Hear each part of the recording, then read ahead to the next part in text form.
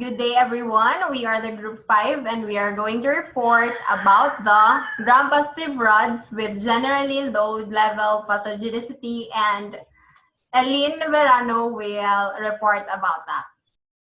So now I'll be going to report about the gram-positive rods with generally low level of pathogenicity. So it is called as a low level of pathogenicity because it is low when it comes in growing. So these organisms are capable of causing disastrous infections, and also these clinical infections may escape detection due to the slow of growing nature of pathogens in conventional culture, which may escape isolation.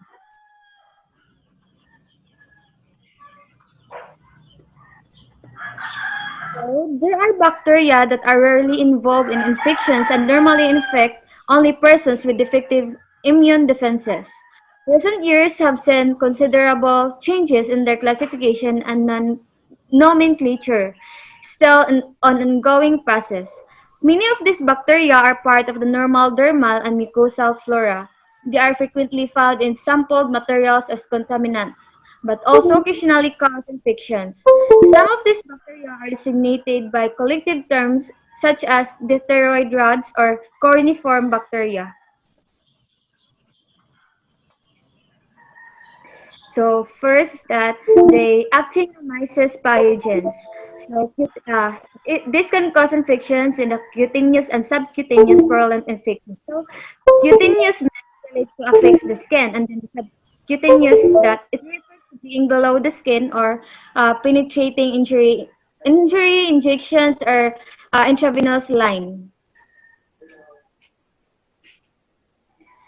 Then the Arconobacterium hemolyticum. Uh, it is a purulent dermal infection. So purulent infections means drainages is a type of fluid that is released from wound and described as being milky in appearance. It's almost always a sign of infections. If you're healing from one, or you should we should keep a close eye on its drainages because this fluid can might cause infection. Then the Corynebacterium ulcerans. It can produce diphtheria toxins and can cause diphtheria clinical symptoms. Diphtheria toxins is a toxin causes the disease in humans by gaining entry into the cell or cytoplasm and inhibiting protein synthesis. So it kills susceptible cells and can transmit person to person. Syncytium. Dermal pathogens, occasionally isolated from blood, wounds, or intraversal catheters, often shows multiple antibiotic resistance. Then the C. cirrhosis or the C. pseudodiphtheriticum is a rare endocarditis. So endocarditis is a um, uh, infections that enter to the bloodstream and settle into the heart lining or heart valve or a blood vessels or in the blood vessels. Gordona bronchialis colonizes and infect the respiratory tract. Then the Rhodococcus equi. Infections of the respiratory tract in the immunosuppressed person. Immunosuppressed person. So immunosuppressed person is a person that have an immunodeficiency disorder due to medicines that weaken the immune system. It is also the side effect of chemotherapy given to the treat or especially in treating cancer. The Chucamorilla sp. This infection, usually or commonly infect of the in the respiratory tract in the immunosuppressed person or meningitis. So the Turicilla otitidis, infections of the air in predisposed person. So the Propionibacterium acnes or P. granulosum or P. avidum. In aerobic or aerophilic, rarely involved in endocarditis. And then the P. acnes is thought to be involved in the development of acne. Use. Then the Eubacterium sp. Eubacterium sp is obligate anaerobe and it is a normal flora of the intestinal tract, sometimes component of an anaerobic mixed flora. The Tropirema wepley. Causal pathogen in Whipple's disease or culture growth of this organism has not been possible to date. Probable taxonomic classification in proximity to actinomycetes and little is known about this organism. So, Whipple disease is a rare bacterial infection that often infects the joints and digestive system. And this interferes with normal digestion by impairing breakdown of foods and hampering your body's ability to absorb nutrients such as fats and carbohydrates.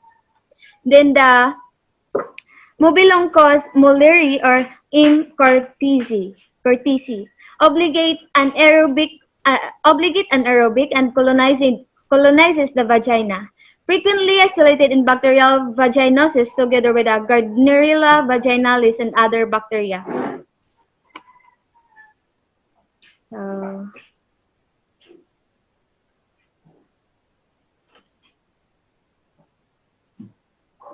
then now let's proceed to the Mycobacteria.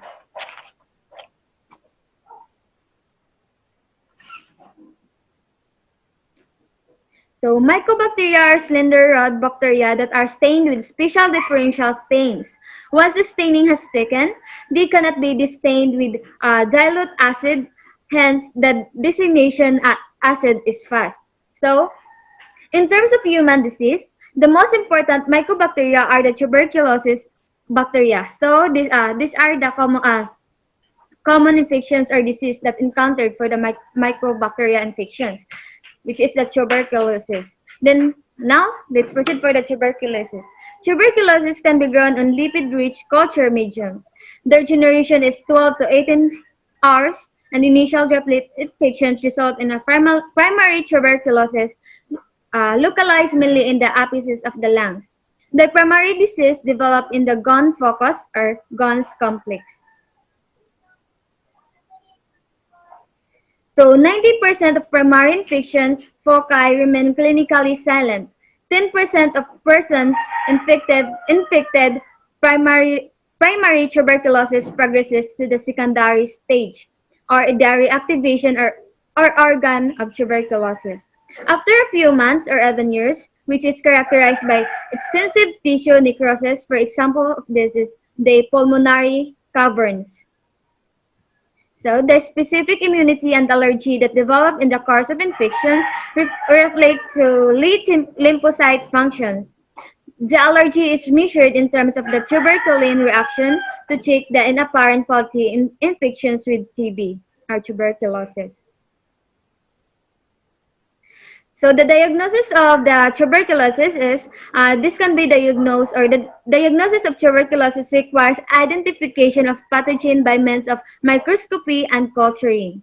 So there are modern molecular methods that are coming to the tubercle chemotherapeutics in either in short regimen lasting 6 months or standard regimen lasting 9 months. In contrast to TB or tuberculosis, so there is what we call the leprosy or leprosy. So leprosy is a pathogens do not lend themselves to culturing on artificial nutrients mediums. So leprosy is manifested mainly in skin, mucosa, and nerves. In clinical term, there is malignant or a lepromatous type leprosy and a benign tuberculoid type. So, as we all know that humans are the sole infections of reservoir. And then the transmission of the disease is by close contact with skin or mucosa with those persons who are infected with this kind of diseases. So the genus Mycobacterium belongs to the Mycobacteriaceae family. This genus includes saprophytic species that are widespread in nature as well as the causative pathogens of the major human disease complexes, tuberculosis, and leprosy. So the Mycobacteria are gram-positive, although they did not take gram staining well. The explanation for this is the cell wall structure rich in lipids does not allow the alkaline strains to penetrate well. At any rate, once Mycobacteria have been stained using radical methods, they resist this staining, even with HCl alcohol, and thus this property is known as acid fastness. So the therapy of this is, in general, MAC infection is treated with 2 or 3 antimicrobials for at least 12 months. Commonly used first-line drugs include macrolides, uh, just like clarithromycin or azithromycin, ethambutol, and rifamycins or rifampin and rifabutin. So, these are the video presentation about the mycobacteria. Our research group works with a pathogen called Mycobacteria, and this is a pathogen that causes deadly diseases like tuberculosis. And what we try to understand is how the body fights these infections and also how the microbe, the Mycobacteria itself, can evade our immune system. Tuberculosis is a major killer worldwide, and also 1/3 of the world's population is actually infected with Mycobacterium tuberculosis. And this is quite strange, but most of the people that get infected just carry the Mycobacteria latently in their body, and that can be all fine. You can live like that for a lifetime. But if your immune system gets weakened, as we see, for instance, with HIV patients, then the disease like tuberculosis can then resurge again and kill the person. And another problem is that, as for many other infections, these Mycobacteria have now developed resistance to the drugs that we have. And that, of course, is a problem. In the end, we may end up not being able to treat the disease. So we have to get new drugs. We have a vaccine today for tuberculosis, the BCG vaccine. And it's quite efficient for little babies or infants, but it doesn't really protect adults against pulmonary tuberculosis. So we need new vaccines. Understanding how the immune system works in the meeting with Mycobacteria and trying to manipulate that will be how we have to make better vaccines for tuberculosis. So we think also our research will aid in that direction if we can understand the immune system better.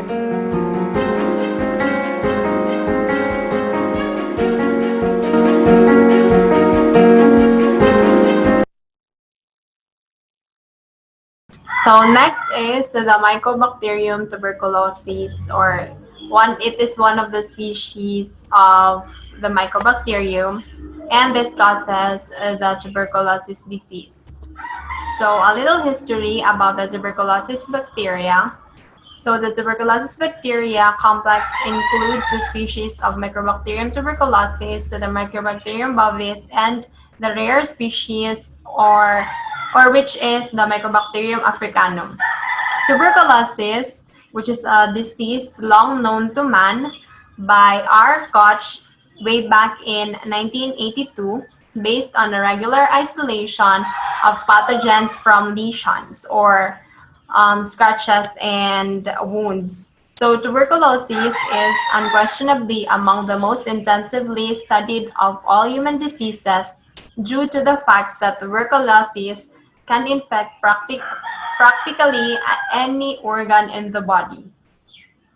So the morphology and culturing, the tuberculosis bacteria are slender acid fud rods with 0.4 lm wide and 3.4 lm long, non-sporing and non-motile.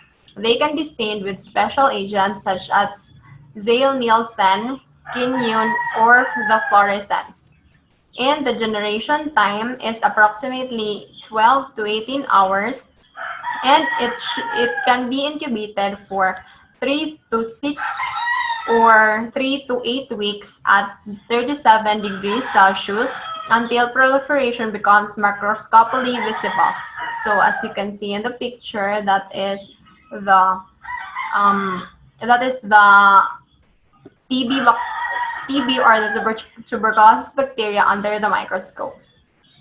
So next, it actually the TB or the tuberculosis bacteria actually has its cell wall, and many of these special characteristics of the tuberculosis bacteria are ascribed to the chemistry of their cell wall, which features a membrane layer as well as numerous lipids known as the glycolipids. So the glycolipids and the wax-Z, which are present in the cell wall of the tuberculosis bacteria, are responsible for the resistance of chemical and physical noxae, and it is has the adjuvant effect, or which is the box-D, which is responsible for the enhancement of antigen immunogenicity. Then it also has this intracellular persistence in non-activated macrophages by means of inhibition of phagosome to lysosome fusion, and it actually is the complement resistance, or it has the responsibility of the complement resistance and the virulence, which is the cord factor, or the the trehalose 6 or the 6 dimacolate. Then the tuberculoproteins is the immunogens and are important on the 65 kilodalton protein. And the tuberculin is the partially purified. Tuberculin contains a mixture of small proteins, which is about 10 kilodalton.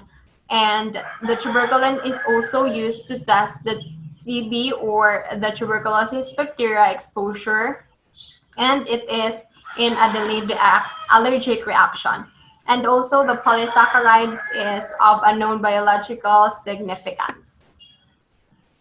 Then for the pathogenicity and clinical picture, we actually have the two, which are the primary tuberculosis and the secondary. So first for the primary tuberculosis, in the major cases, the pathogens enter the lung in droplets, and it is where they are phagocytosized and by alveolar macrophages. So the TB or the tuberculosis bacteria are able to reproduce in these macrophages due to their ability to inhibit formation of the phagolysosome. So within 10 to 14 days of a reactive inflammatory focus develops, so the so-called primary focus, from which the bacteria move into the regional hilar lymph nodes, where they will reproduce and stimulate a cellular immune response, which in return results to clonal expansion of specific T lymphocytes and attendant lymph node swelling. So when there is a lymph node swelling, so it will tell you or tell the person that there is an infection going on.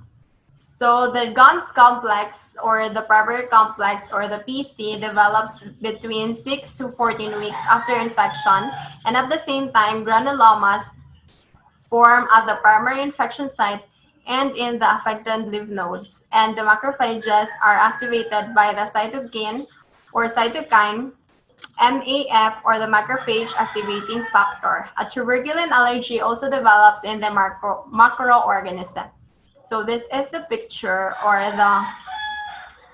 the concept of the primary tuberculosis and along with the secondary tuberculosis.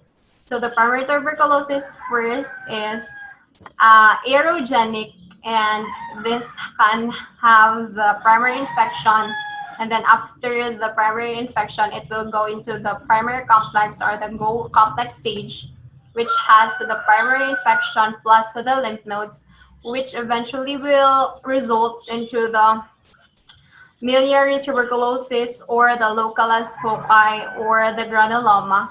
And the biliary tuberculosis is in cases of compromised immune defenses, And for the localized foci, which is actually for frequently apical focus, so it is in a focused region or in a focus site. And for the granuloma, it is at primary infection locus. So these three, the localized focus will go into the scarification or the sclerotinization. And for the granuloma, it still goes with the stratification and sclerotization. And both of the localized foci and the granuloma will go into the silent infection, usually for about 90%, or either activation for about 10%. And then for the secondary tuberculosis, it actually goes to the exogenous or the superinfection or the endogenous or the immediate about 5% or later for old scar about 5% also. And then this will go into the cessation necrosis caverns and both the cessation necrosis will go into the open tuberculosis, which is spread by a bronchial system, or the extrapulmonary tuberculosis, which is the hematogenous spread of the bacteria. So this is the picture. A picture may contract pulmonary tuberculosis from inhaling infected droplets from a cough or sneeze by an infected person, as what I've said earlier, and the granuloma will form in the lung tissue during the infection. So next is the secondary tuberculosis. In about 10% of infected persons of the primary tuberculosis reactivates to become an organ tuberculosis, either within 5 months, which is about 5%, or after a number of years, which is again about in a 5%. So this is the reactivation can actually in the focus of another organ and it is not merely on the lung itself, so it can go to another type of organ in a person's body. So the exogenous reinfection is rare, but this can actually frequently stems into the old foci in the lung apices in the populations of developed countries. So that is just for the developed countries. And the reactivation begins with a cessation necrosis in the center of the granulomas or the tubercles that may progress to cavitation or formation of caverns. So next is the tissue destruction. This is still under the secondary tuberculosis, which is caused by so the tissue destruction is caused by the cytokines, among which tumor necrosis factor A or the TNFA appears to play an important role and is also responsible for the cachexia associated with tuberculosis. So in the secondary tuberculosis, the body's immune defenses will have a hard time containing the necrotic tissue lesions in which large numbers of TB or the tuberculosis bacteria cells occur, and the resulting lymphogenous or hematogenous dissemination may result in infection foci in other organs as what I've said earlier. And virtually all types of organs and tissues are at risk for this kind of secondary TB infection. Such infection courses are subsumed under the term extrapulmonary tuberculosis. So this is the picture of the secondary tuberculosis. As you can see in the picture, the white or the big circle granuloma in the upper right lobe of this picture is spreading through the different sides of the bronchioles on the left and right lung. So it starts spreading after the reactivation. So this is the picture again. So the Mycobacteria tuberculosis will be inhaled or can be transmitted through inhalation by droplets. And this will be the primary tuberculosis with the GON complex. And then the latent tuberculosis, or which means that you are infected but it is not active. So that is what you call about, that is what you mean by the latent tuberculosis. So this is heel lesion with scar formation, and this will actually lead to reactivation or reinfection. So since it is latent and then it is not activated yet, that doesn't mean that it will not reactivate. Thus, this can lead to reactivation or reinfection of the TB. So the post-primary tuberculosis or the reactivation or the secondary tuberculosis will go into this stage, the fulminant hematogenous dissemination.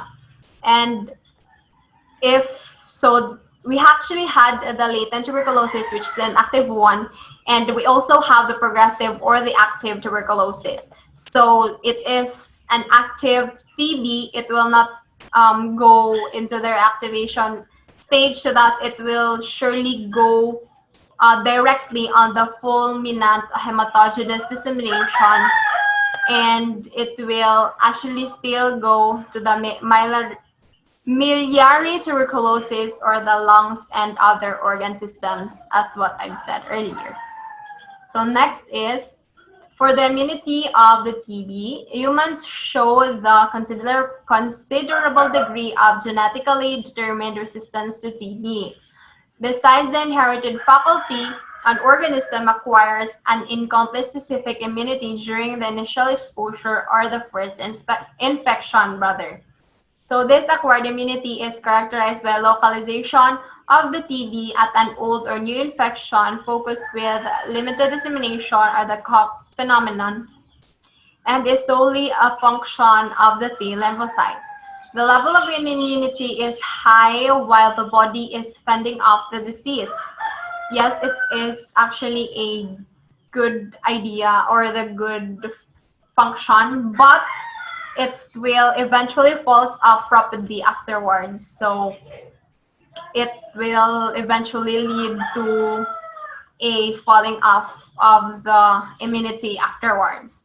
And then it is therefore speculated that resistance lasts only as long as TB or the immunogens remain in the organism or infection immunity. So for the tuberculin reaction, it is an organism infected with TB shows an altered reaction mechanism, that or so-called the tuberculin allergy, which is also develops in the cellular immune system only. So the tuberculin reaction, positive 6 to 14 weeks after infection, confirms the allergy. The tuberculin proteins are isolated as purified tuberculin, or the PPD, or the purified protein derivative. 5 tuberculin units, or the TU, are applied intracutaneously in the tuberculin test, or the Mantoux tuberculin skin test. And it is the gold standard for the tuberculin reaction. So again, the Mantoux tuberculin skin test is the gold standard for the tuberculin reaction. So if the reaction is negative, the dose is sequentially increased to 250 tuberculin units. So a positive reaction of the tuberculin reaction appears within 48 to 72 hours as an inflammatory reaction, or in duration at least 10 mm in diameter at the site of antigen application. And the positive reaction means that the person has either been infected with TB or vaccinated with the BCG. It is important to understand that the positive test is not an indicator for an active infection or immune status. While a positive test person can be assumed that have a certain level of specific immunity, it will by no means be complete. So one half of the clinically manifest cases of tuberculosis in the population are secondary reactivation tuberculosis that develop in tuberculin positive persons. So this is the tuberculin test, or the Mendel-Mantoux test, which is the gold standard, which is considered to be the gold standard. So it will be measured in through the use of the ruler, of course, to measure the diameter. So here we have the video presentation for the tuberculin test.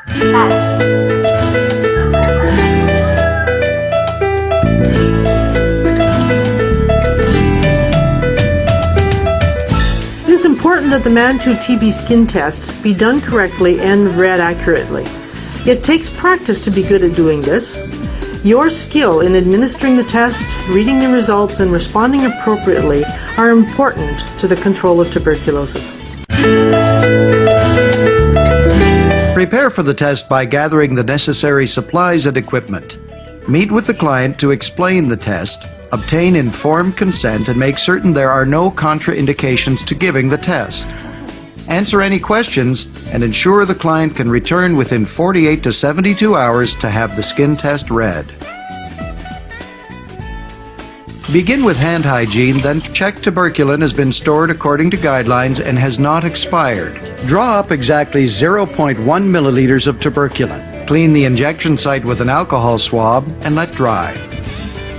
With the bevel of the needle facing up, insert the needle at a 15-degree angle just below the surface of the skin. You will feel some resistance as the tuberculin is injected.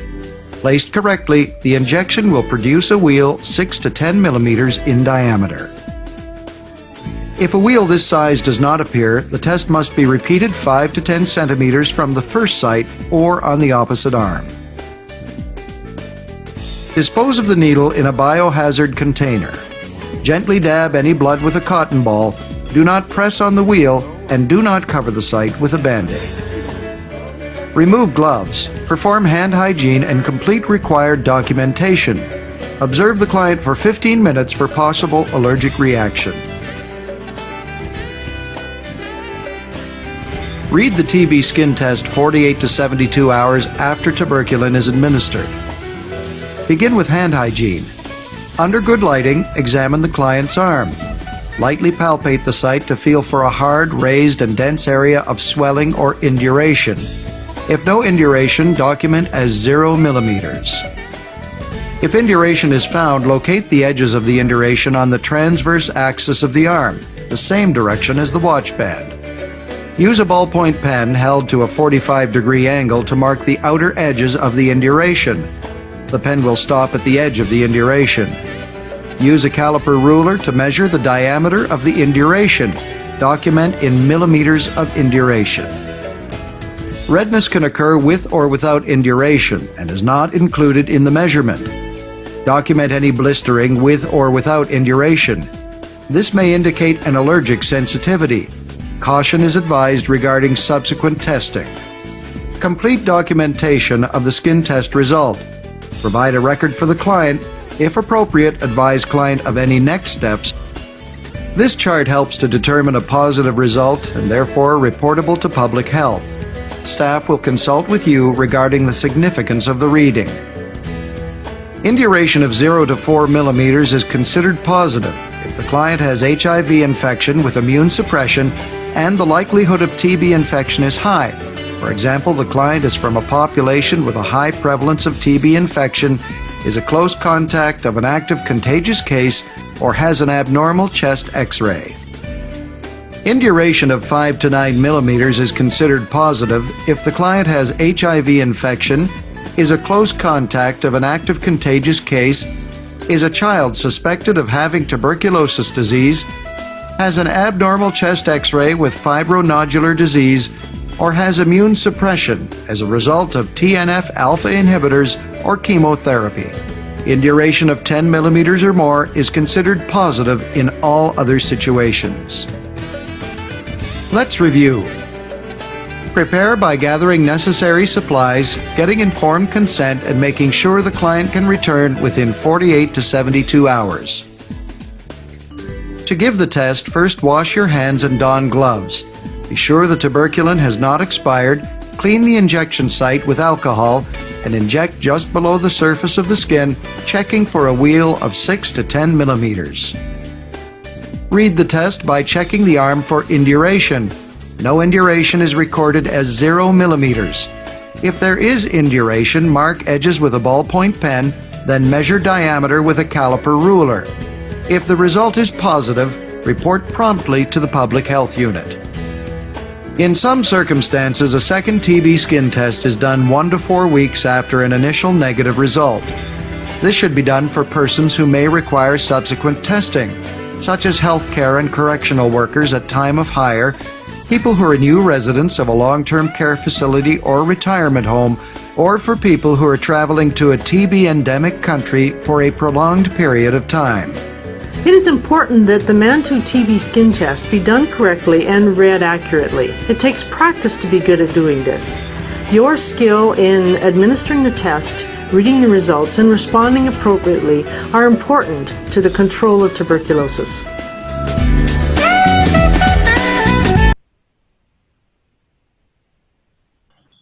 So we are going to proceed. So for the diagnosis of the TB, it requires microscopic and cultural identification of the pathogen or pathogen-specific DNA. And this has the traditional method and the rapid test. So first is the traditional method, which is it actually has the workup of test material.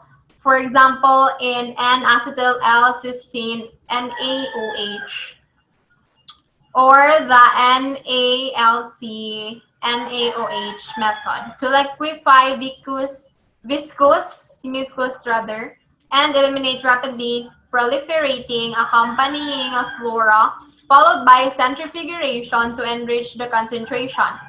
And for the microscopy, the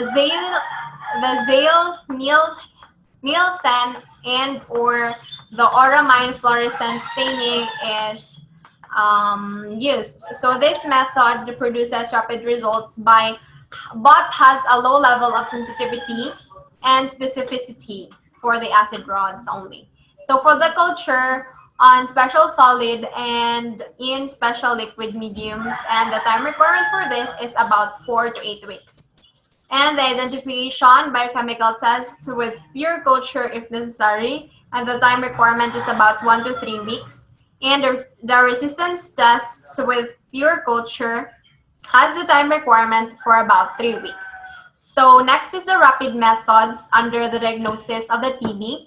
And first is, it actually has the number of different rapid TB diagnostic methods have been introduced in recent years that require less time than the traditional methods. So for the culture, early stage growth detection in liquid mediums involving identification of TB metabolic products with highly sensitive semi-automated equipment, and the time requirement for this is about 1 to 3 weeks with the tentative diagnosis.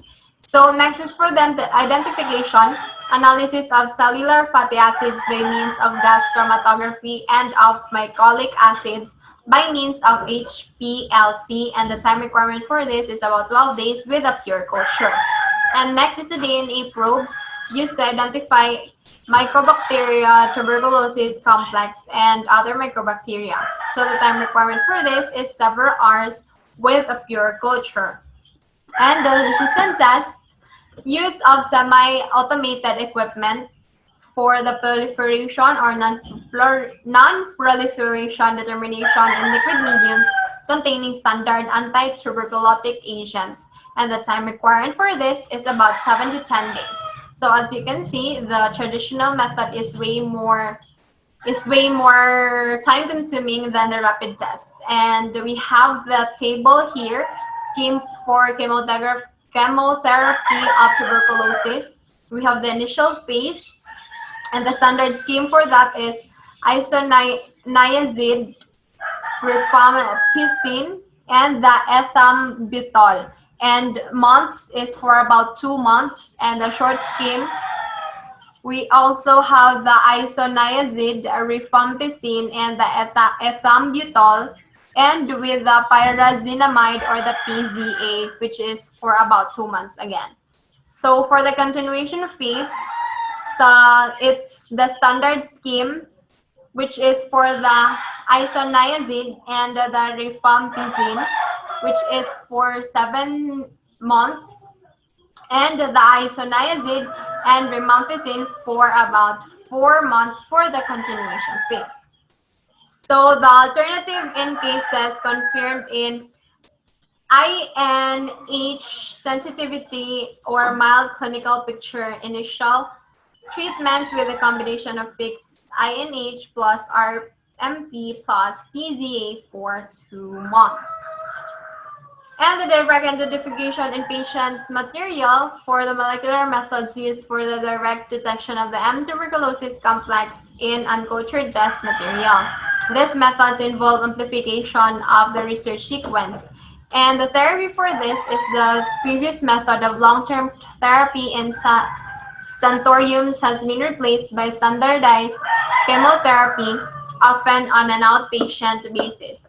And the epidemiology and prevention of the TB is that the tuberculosis is actually endemic worldwide, and the disease has become much less frequent in developed countries in recent decades, where its incidence is now about 5 to 15 new infections per 100,000 inhabitants per year, and mortality rates are usually below 1 per 100,000 inhabitants per year.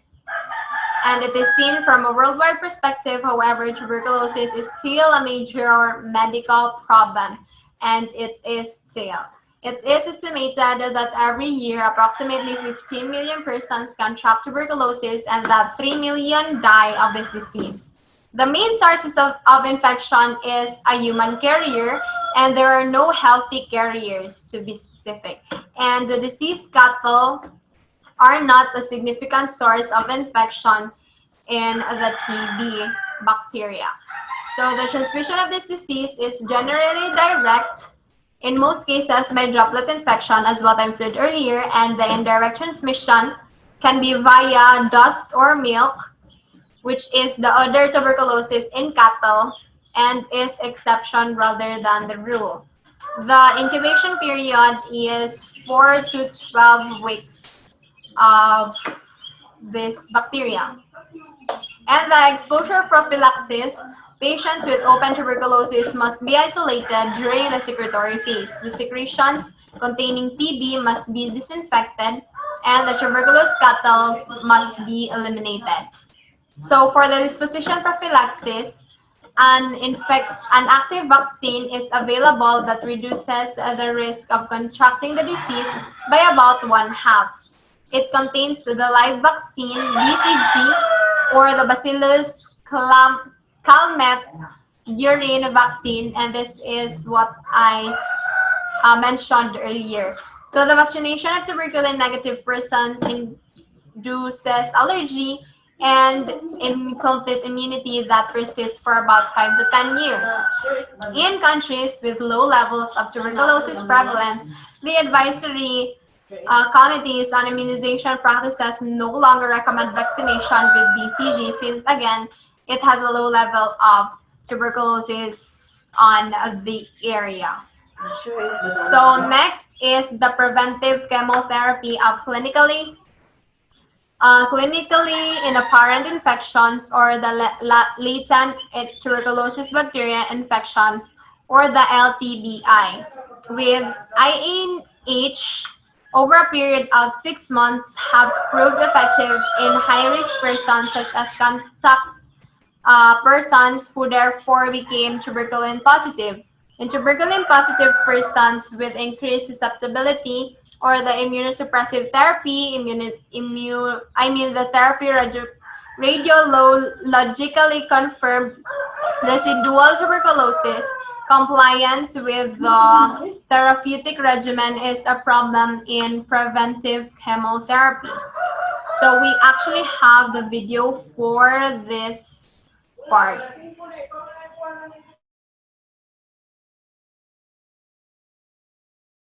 TB transmission and pathogenesis.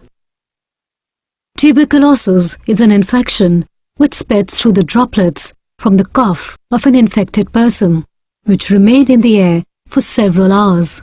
When the droplets are inhaled by another person, they travel down the person's trachea to reach the lungs, where they get deposited in the alveolar sacs. Here, the TB bacteria multiply, activating the body's immune response, resulting in macrophages surrounding the bacteria to form granulomas, thereby containing the spread of the TB infection in the lungs. The patient tests positive for latent TB infection within 8 to 10 weeks. Latent TB infection can progress to full-blown TB disease when the bacteria break out of the granulomas and multiply in the lungs, making the patient sick from TB disease with the likelihood of infecting other individuals. This could happen immediately after the infection, many years later, or not at all. When the TB bacteria escape from a granuloma and infect the person's lungs, the condition is known as pulmonary TB. A cut section of such granulomas often show a cheese-like appearance, known as caseating necrosis. The primary site of TB infection in the lungs is known as a Gone focus and is usually seen in the upper part of the lower lobe or the lower part of the upper lobe. When the TB bacteria enter the bloodstream and spread to other parts of the body, especially the lymph nodes, kidneys, brain, or bones, the condition is known as extrapulmonary TB. Prevention of TB in countries where the disease is common is through the administration of a BCG vaccine in infants, which prevents the development of severe TB in children. The vaccine, however, is not very effective in the prevention of TB in adults. Dozens of new TB vaccines are presently in the various stages of development and testing, with the objective of developing a more effective vaccine for the most affected regions of the world.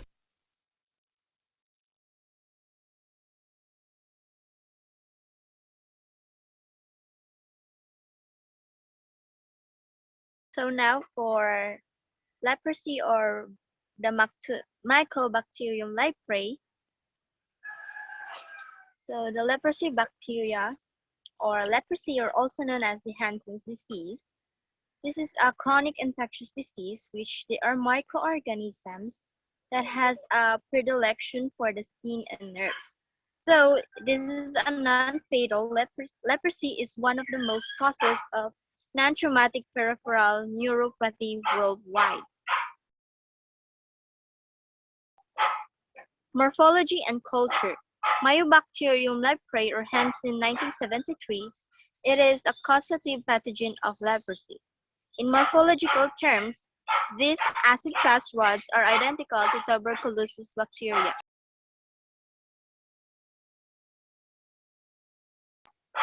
They differ, however, in that they cannot be grown on nutrient mediums or in cell cultures.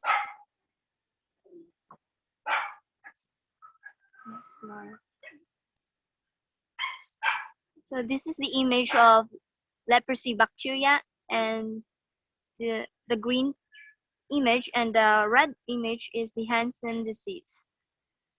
The pathogenesis, the pathomechanism of leprosy bacteria are identical to those of tuberculosis bacteria. The host organisms attempts to focalize and isolate infection foci by forming granulomas.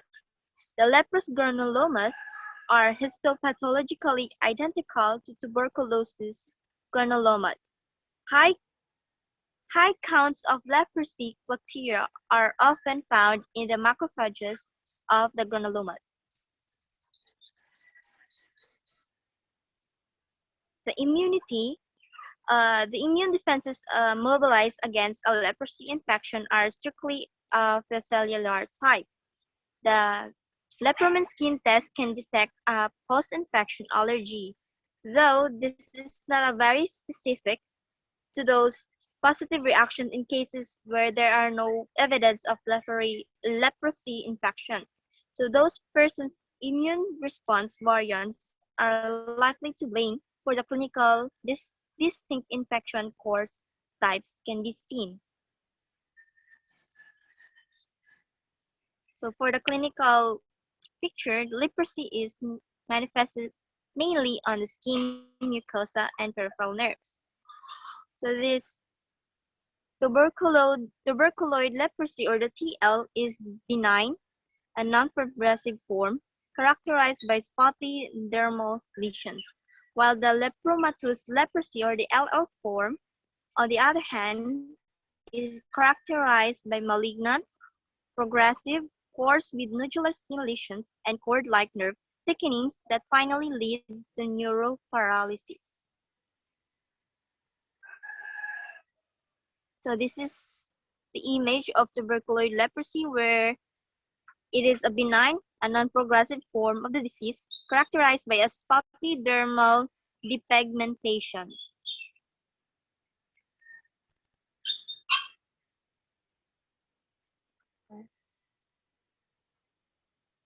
And lepromatous leprosy is a nodular dermal and mucosal lesions. This is a lesions develop a nerve inflammation and a neuroparalysis, follow up by eventually resulting in mutilations.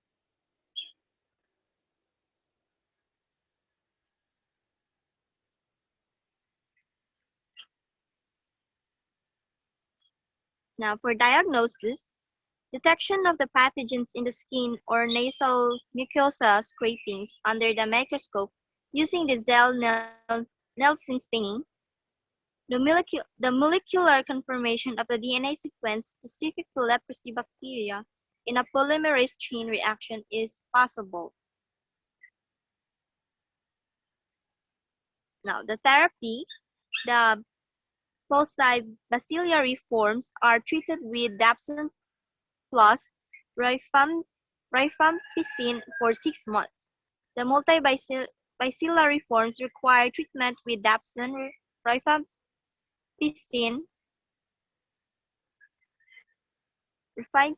and clofazimine over a period of at least 2 years.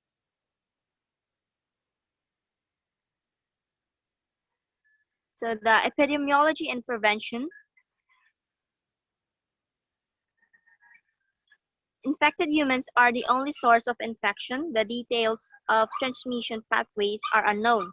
Discussion of the topic is considering transmission by direct contact with skin or mucosa injuries and aerogenic transmission. The incubation period is 2 to 5 or to 20 years. Isolation of patients under treatment is no longer required.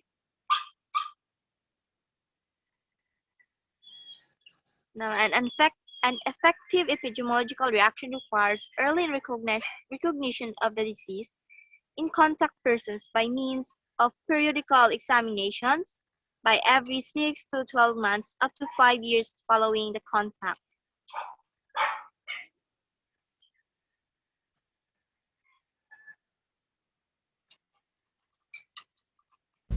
Leprosy brings to mind images of biblical beggars and lonely leper colonies, and seems for some to have all but disappeared into the history books.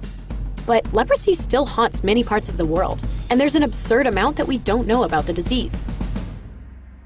Leprosy has been around since at least 2000 BC, but after all this time, we still don't really know how the disease is transmitted. We don't know where it starts in the body. Oh, and we can't grow leprosy bacteria in a culture. But maybe we should start with what we do know.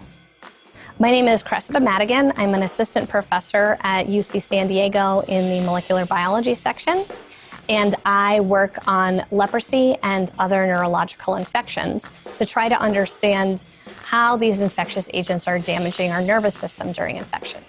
I love Mycobacteria, which is the kind of bacteria that causes leprosy. They're very unusual organisms. And part of what makes leprosy bacteria, or Mycobacterium leprae, so unusual is that it is thought to be only able to replicate inside a living cell. These bacteria can't be grown in a lab the way that we grow other bacteria. We don't know why. We don't know if maybe we're just missing a key component of the recipe that it needs to grow. Could also be that leprosy simply cannot grow outside of an animal. So scientists like Dr. Madigan study leprosy inside living animals like mice, armadillos, and zebrafish. But this still makes the bacteria difficult to observe and run tests on, especially since it occupies a unique part of the body, the nerves. It's the bacteria invading the nerves and the immune system's response that eventually causes major symptoms of the disease. So while we aren't really sure how the disease gets into the body or how it travels to the nerve cells, we know it infects what are called Schwann cells, which produce the protective myelin sheath that covers neuronal axons, helping to conduct electrical impulses along the nerves. So there's some evidence that when M. leprae infects Schwann cells, it stops those cells from being able to make myelin, which is this sort of insulating wrapping that surrounds the axons of our nerves. Something about the infection causes the protective myelin to die. And this is because the bacteria is destroying the small but mighty mitochondria in the nerve cells. So mitochondria are sort of like the batteries within cells. They produce the energy for the cell so that it can function. So as a cell, if you don't have mitochondria, you will essentially die at some point, right? Over time, the nerve axons also become damaged by the immune system's response to the bacteria, which is why people with leprosy can lose feeling in their skin. But the immune system isn't activated immediately, and that's because leprosy bacteria is notorious for moving at a snail's pace. While other bacteria like E. coli can replicate in as short of a time as 20 minutes and disseminate quickly, leprosy bacteria replicates only once every 2 weeks or so. So someone could be infected for years and not experience any symptoms because the bacteria isn't setting off any alarms. This also makes the bacteria difficult to treat. Many antibiotics work by targeting bacteria that are replicating.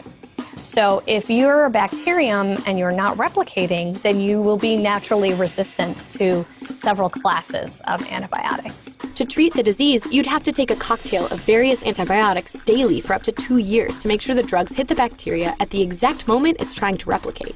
And you would need to take multiple antibiotics at one time to ensure the bacteria doesn't become resistant to the treatment, which is not ideal. But the good news is, leprosy really isn't that contagious compared to other diseases.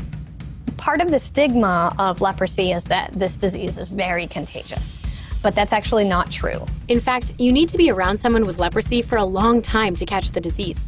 It also helps that 95% of people are naturally immune to leprosy. So in order to contract leprosy, you have to be living with a family member who has the disease, who is infectious, and you have to have close, intimate contact with that person for a period of years. And while the symptoms are undesirable, leprosy doesn't directly cause death. In some patients, the symptoms take decades to manifest. So, like we said earlier about the leprosy bacteria, they're very unusual organisms. The Byzantines knew about leprosy. They knew that it was infectious. And so to try to stop the spread of leprosy throughout the Byzantine Empire, the Byzantines would assign leprosy patients into leprosaria, which were like very posh leper colonies, essentially. The leprosaria were actually really nice places for patients to live. They got free medical care, free food, housing. And so life was so good within the leprosaria that people started trying to fake the symptoms of leprosy in order to be admitted. Oh, to be a leper in the Byzantine era. Am I right?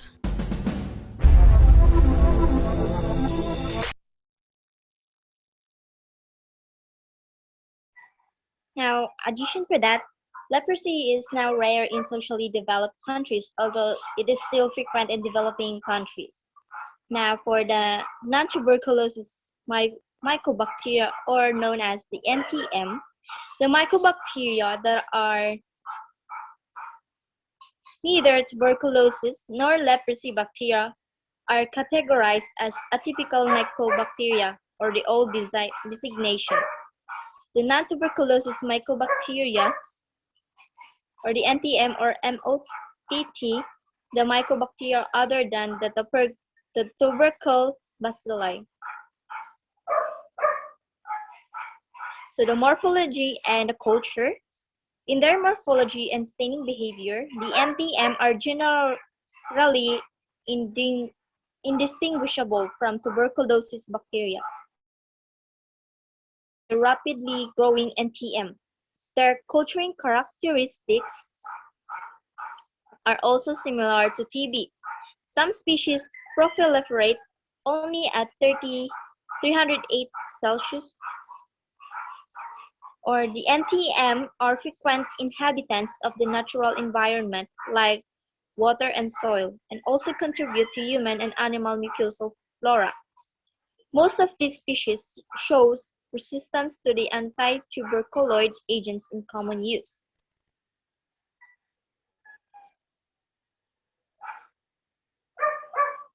So this is the clinical picture and the diagnosis the of the Mycobacterium, the atypical Mycobacteria and the Mycobacterium haemophilum.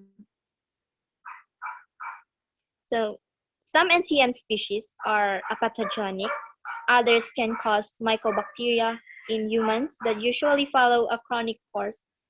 NTM infections are generally rare. Their occurrence is encouraged by compromised cellular immunity. Frequent occurrence is observed together with certain malignancies in immunosuppressed patients and in AIDS patients, whereby the NTM isolated in 80% of cases are M. avium or M. intercellular. As a rule, NTM infections are indistinguishable from tuberculosis lesions in clinical, radiological, and histological terms. The diagnosis, therefore, requires culturing and positive identification. The clinical significance of positive result is difficult to determine due to the ubiquitous occurrence of these pathogens. There are frequent culture contaminants. Only about 10% of all persons in whom NTM are detected actually turn out to have a mycobacteriosis. Now, this is the image of having the NTM bacteria.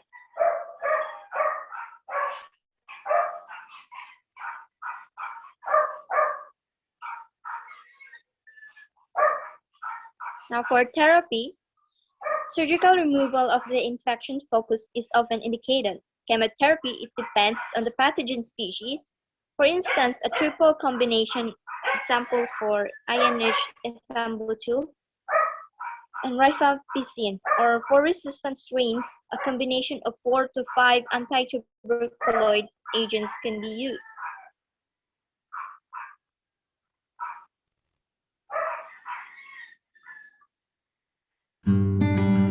Non-tuberculous mycobacteria, or NTM, is a bacteria that lives in soil and water all over the world. Most of us breathe in this bacteria without it doing any harm. But for people who have a lung disease like COPD or bronchiectasis and others, or those over the age of 65, breathing in NTM bacteria can lead to a serious lung infection. When they breathe in the bacteria, it can travel down the airways deep into the lungs, where it can invade the lung tissue and start to multiply, and can cause lung damage over time. The most common symptoms of NTM lung disease include chronic cough and shortness of breath, which can sometimes mirror current lung disease symptoms, making it hard to diagnose. But other symptoms like night sweats, coughing up blood, and unexpected weight loss may also be a sign that you have an NTM infection. If you are in a high-risk group and are experiencing symptoms that aren't going away or are getting worse, call your doctor to learn about tests and treatment for NTM lung disease. Learn more about diagnosing and treating NTM lung disease at lung.org. Thank you for listening for our report. That would be all, and thank you.